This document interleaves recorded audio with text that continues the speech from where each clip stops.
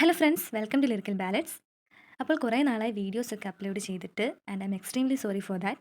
ഇനി മുതൽ റെഗുലറായിട്ട് വീഡിയോസ് അപ്ലോഡ് ചെയ്യാൻ ശ്രമിക്കുന്നതായിരിക്കും. സോ ഫ്രണ്ട്സ്, നമ്മളിന്ന് പഠിക്കാൻ പോകുന്നത് ബി.എഡ് സ്റ്റുഡൻസിന് സൈക്കോളജി പേപ്പറിൽ പഠിക്കേണ്ട ടൈപ്പ് തിയറിയെ പറ്റിയാണ്. അപ്പോൾ നമുക്ക് വീഡിയോയിലേക്ക് പോകാം. Type theories of personality. So എന്താണ് type theory? What is type theory? The type theories indicate that we can predict about the personality of an individual on the basis of their physique or physical characteristics, body temperaments which they exhibit. അതായത് ഒരു വ്യക്തിയുടെ ശരീരഘടന അല്ലെങ്കിൽ ആ വ്യക്തിയുടെ ശാരീരിക സവിശേഷതകൾ, അതുമല്ലെങ്കിൽ ആ വ്യക്തി പ്രകടിപ്പിക്കുന്ന ശരീര സ്വഭാവം എന്നിവയുടെ അടിസ്ഥാനത്തിൽ ആ വ്യക്തിയുടെ പേഴ്സണാലിറ്റിയെക്കുറിച്ച്, അതായത് ആ വ്യക്തിയുടെ വ്യക്തിത്വത്തെക്കുറിച്ച് നമുക്ക് പ്രവചിക്കാൻ കഴിയുമെന്നാണ് ടൈപ്പ് തിയറി പറയുന്നത്. അപ്പോൾ എന്തിനെയാണ് ടൈപ്പ് എന്ന് പറയുന്നത്? Type is simply a class of individuals set to share a common collection of characteristics. ഒരേ തരം സ്വഭാവ സവിശേഷതകളുള്ള ഒരു ഗ്രൂപ്പ് ഓഫ് ആളുകളെയാണ് ടൈപ്പ് എന്ന് പറയുന്നത്. നമ്മൾ പറയില്ലേ, ഒരേ ഇനത്തിൽപ്പെട്ടത്, ഒരേ തരത്തിൽപ്പെട്ടത് എന്നൊക്കെ. അപ്പോൾ ഈ ഇനം, തരം എന്നീ കോൺസെപ്റ്റുകളെയാണ് ടൈപ്പ് എന്ന് പറയുന്നത്. നമുക്ക് ഏറ്റവും ഇമ്പോർട്ടൻ്റ് ആയി പഠിച്ചിരിക്കേണ്ട ടൈപ്പ് തിയറീസ് ഏതൊക്കെയാണെന്ന് നോക്കാം. Hippocrates classification, William Sheldon's classification, Carl Jung's classification, Ernst Kretschmer's classification and E Spranger's classification.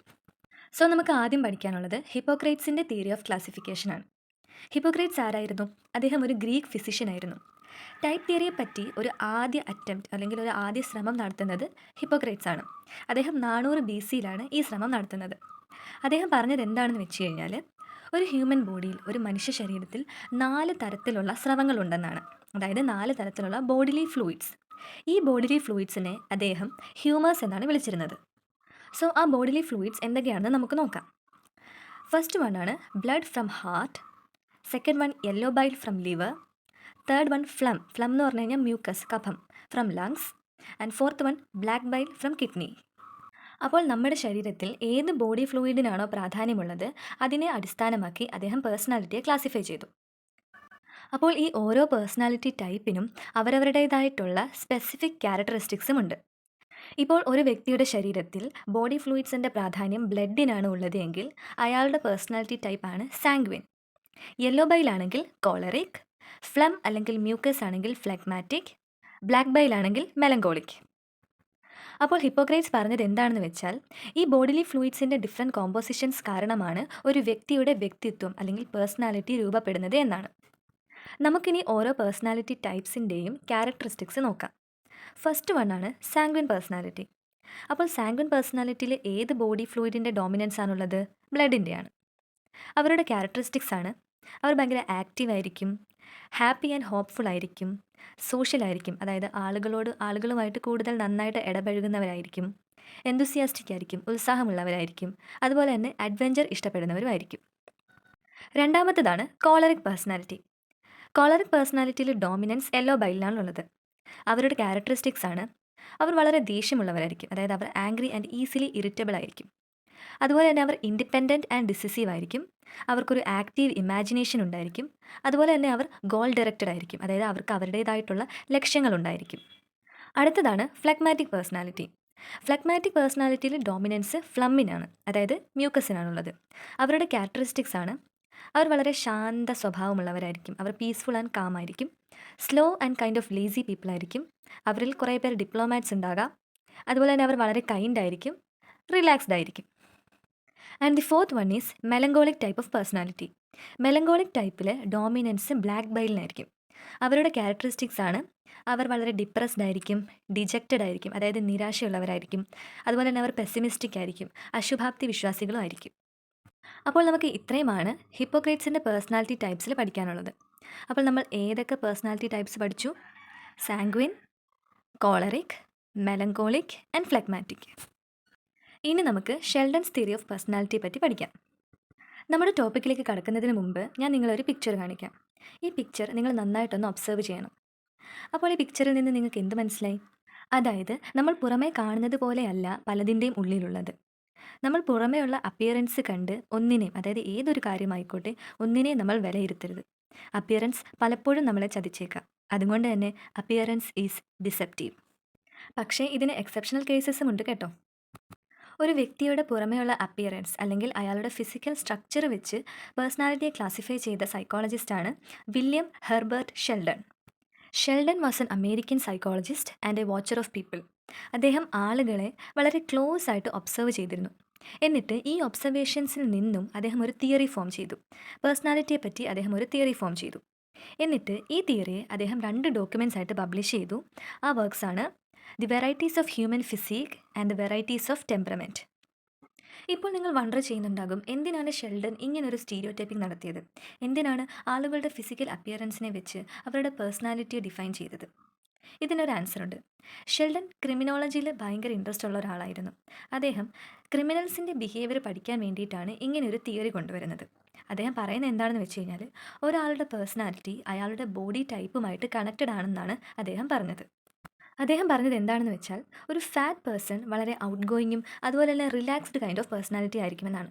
ഒരു മസ്കുലർ ആയിട്ടുള്ള ആൾ കുറച്ചുകൂടി active and aggressive kind of person ആയിരിക്കുമെന്നാണ്.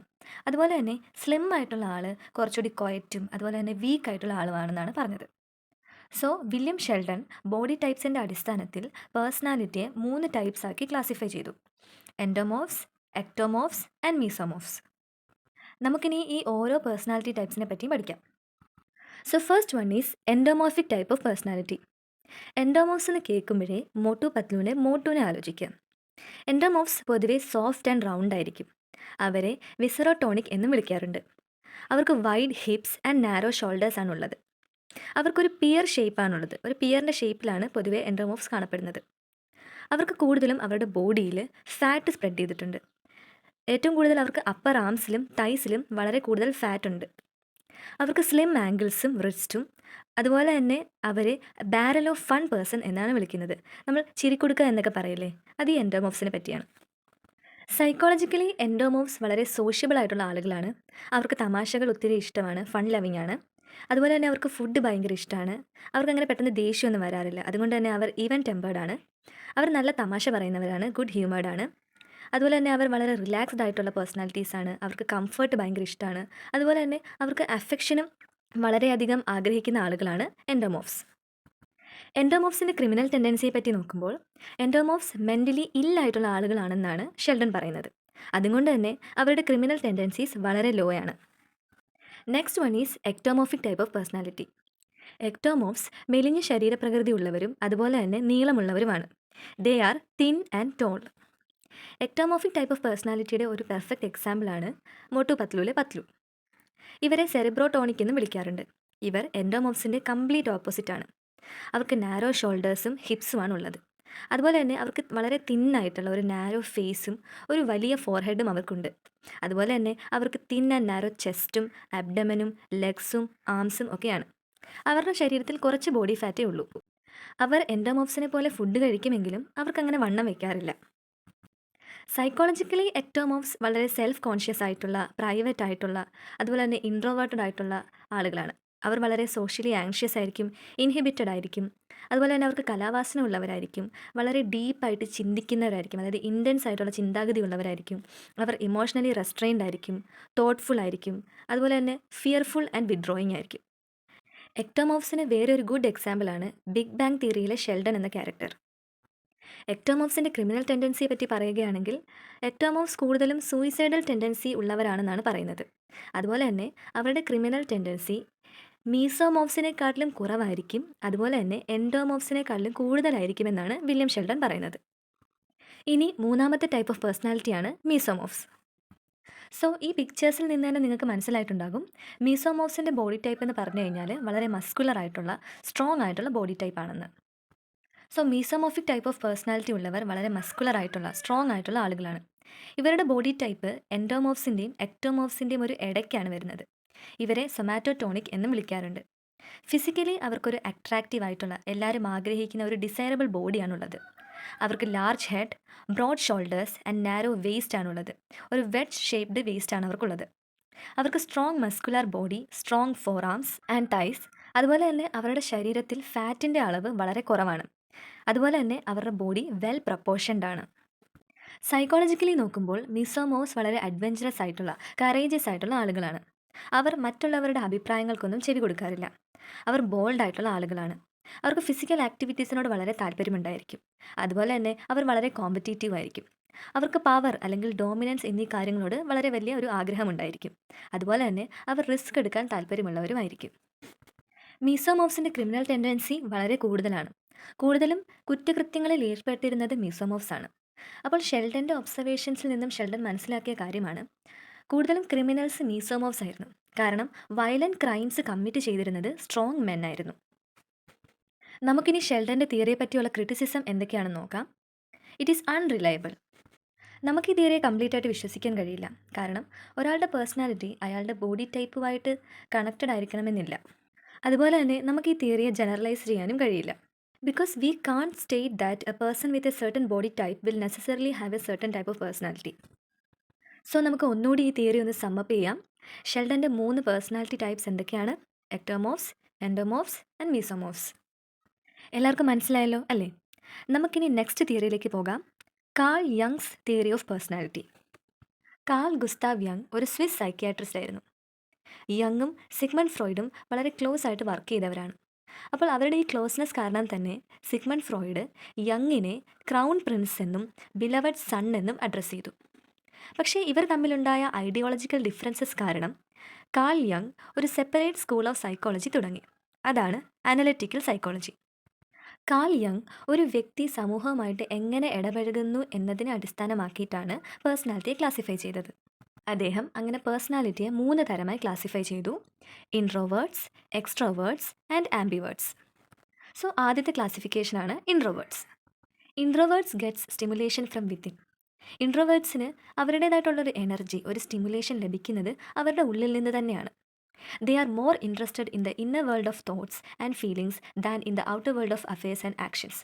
അവർ കൂടുതലും അവരുടേതായിട്ടുള്ള ചിന്തകളിൽ, അവരുടേതായിട്ടുള്ള ഇന്നർ വേൾഡിലുള്ള ചിന്തകളിലും ഫീലിങ്സിലും മുഴുകിയിരിക്കാനാണ് അവർ താല്പര്യപ്പെടുന്നത്. അവർ ഔട്ടർ വേൾഡുമായിട്ടോ അല്ലെങ്കിൽ അവിടെ നടക്കുന്ന കാര്യങ്ങളുമായിട്ടോ ഇടപഴകാൻ അവർ താല്പര്യപ്പെടുന്നില്ല. അവർ കൂടുതലും ഷൈ ആയിട്ടുള്ള ആളുകളാണ്. They are easily embarrassed. They like to work alone. അവർക്ക് ഒറ്റയ്ക്കിരുന്ന് കാര്യങ്ങൾ ചെയ്യാനാണ് താല്പര്യം. പുസ്തകങ്ങളെ വളരെയധികം ഇഷ്ടപ്പെടുന്നവരാണ് ഇൻട്രോവേർട്സ്. അതുപോലെ തന്നെ they are better in writing than speaking. സംസാരിക്കുന്നതിനെക്കാട്ടിലും കൂടുതൽ എഴുത്തുപരമായ കാര്യങ്ങളിലാണ് ഇൻട്രോവേർട്സിന് ടാലൻ്റ് ഉള്ളത്. സെക്കൻഡ് ടൈപ്പ് ഓഫ് ആളുകളാണ് എക്സ്ട്രോവേർട്സ്. ഇൻട്രോവേർട്സിൻ്റെ കംപ്ലീറ്റ് ഓപ്പോസിറ്റ്. വളരെ സോഷ്യൽ ആൻഡ് ഫ്രണ്ട്ലി ആയിട്ടുള്ള ആളുകളാണ് extroverts. They have an orientation towards external world. പുറം ലോകവുമായിട്ടും അവിടെ നടക്കുന്ന കാര്യങ്ങളുമായിട്ടും ഒക്കെ ഇടപഴകാൻ വളരെയധികം താല്പര്യമുള്ളവരാണ് extroverts. They are fluent in സ്പീച്ചിൽ സംസാരിക്കാൻ വളരെ നല്ല കഴിവുള്ളവരാണ് extroverts. They are free from worries. അവർക്ക് അങ്ങനെ വലുതായിട്ട് വെറീസോ വിഷമങ്ങളോ അതിനെയൊന്നും അവർ അങ്ങനെ കണക്കാക്കുന്നതേയില്ല. They are not easily embarrassed and they are interested in athletics. അത്ലറ്റിക്സിൽ വളരെയധികം താല്പര്യമുള്ളവരുമാണ് എക്സ്ട്രോവേർട്സ്. മൂന്നാമത്തെ പേഴ്സണാലിറ്റി ടൈപ്പാണ് ambiverts. Ambiverts shows both introvert and extrovert tendencies in different situations. അപ്പോൾ സിറ്റുവേഷൻ അനുസരിച്ച് ഇൻട്രോവേർട്ട് ടെൻഡൻസീസും എക്സ്ട്രോവേർട്ട് ടെൻഡൻസീസും കാണിക്കുന്ന ആളുകളാണ് ആംബിവേർട്സ്. അങ്ങനെ നോക്കുമ്പോൾ നമ്മളിൽ ഭൂരിഭാഗം ആളുകളും ആംബിവേർട്ട് പേഴ്സണാലിറ്റി ഉള്ളവരാണ്. അപ്പോൾ കാൾ യങ്ങിൻ്റെ പേഴ്സണാലിറ്റി ടൈപ്സ് ഏതൊക്കെയാണ്? Introverts, extroverts and ambiverts. അപ്പോൾ നമുക്ക് ഇവരുടെ ക്യാരക്ടറിസ്റ്റിക്സ് ഒന്നുകൂടി സമ്മപ്പ് ചെയ്യാം.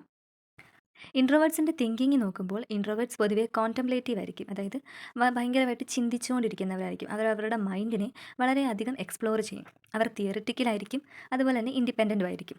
അവരുടെ ഫീലിങ്ങിനെ നോക്കുമ്പോൾ അവരുടെ feelings inaccessible, enigmatic and reserved ആണ്. അവരുടെ സെൻസിങ്ങിനെ പറ്റി നോക്കുമ്പോൾ അവർ വളരെ ഒബ്സസീവ് ആയിട്ടുള്ള, ഡിറ്റാച്ച്ഡ് ആയിട്ടുള്ള, വളരെ ഇൻറ്റൻസ് ആയിട്ടുള്ള ആളുകളാണ്. അവരിൽ ഒരു എക്സ്പേർട്ട് ജഡ്ജിനെ നമുക്ക് കാണാൻ കഴിയും. അതായത് അവർക്ക് നല്ല ജഡ്ജ്മെൻറ്റൽ ക്വാളിറ്റീസ് ഉണ്ടാകും.